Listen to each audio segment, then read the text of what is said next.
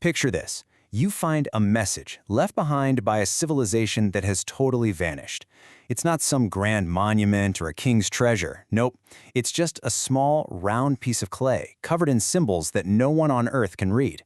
A message that's been sealed for thousands of years, whispering the story we just can't hear anymore. I mean, really think about that for a second. An entire culture's last word, their great epic, their final warning, or maybe just a grocery list, is sitting right there in a museum, and we have absolutely no idea what it says. It's a tantalizing, incredibly frustrating, and, let's be honest, a completely captivating idea. Well, this is that very puzzle. This is the mystery of the Phaistos Disk. And to even begin to get our heads around it, we're going to have to go all the way back to the Bronze Age, to the island of Crete, and come face to face with one of archaeology's greatest unsolved cases. Okay, so what exactly is this thing, this artifact that so stubbornly, so completely refuses to speak to us? All right, so here are the basics. It was dug up back in 1908 at a Minoan palace called Phaistos. It's a disc made of fired clay, not very big, maybe 15 centimeters across. And all over it, you've got these symbols, little pictures of people, animals, tools that were stamped into the clay while it was still wet. Now, it comes from the Minoan civilization, a culture that's already a huge puzzle box for historians because their main script, Linear A, yeah, that's undeciphered too. But here's the real kicker. The script on the disk is a total one-off. It's found here and absolutely nowhere else on the planet. And that, right there, is the heart of the problem. We don't have a Rosetta Stone for the Phaistos Disk. There's no handy translation to give us a foothold.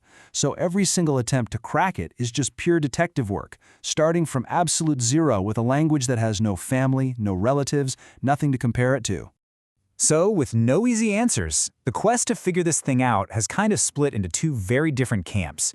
You could say it's a showdown, pitting cold hard science against sweeping romantic theories. On one side, you've got the scientists, the linguists and archaeologists, right? They're meticulously analyzing how often each symbol appears, searching for patterns, comparing these little fragmentary glyphs to any other ancient script they can find, just hoping for one tiny breakthrough. And then, on the other side, you've got the researchers who are chasing legends, trying to connect the disk to grand myths of lost civilizations and ancient disasters. This quote just nails the challenge, doesn't it? Both sides are operating right at the very edge of history, in a place where the evidence is so faint it can barely be seen. It's like searching for something in a pitch-black room, when you're not even sure the thing you're looking for is actually there. So if we can't actually read it, what do people think it says? Because the theories about what this disk was for are almost as fascinating as the symbols themselves. It really boils down to two major ideas. The first is that it's a religious text, or maybe some kind of administrative record, a sacred hymn maybe, or a legal document, a vanished record of ancient rites. The second theory, though, is way more dramatic, that it's a public warning, a message detailing alarms about a sinking coast or the fall of a kingdom. And here's why that matters. These two interpretations paint completely different pictures of the Minoan people. Were they meticulous record keepers carefully documenting their world on a piece of clay? Or were they a society facing a massive crisis, desperately trying to leave a warning for whoever came next? We just don't know. And honestly, that's what makes this whole thing so compelling.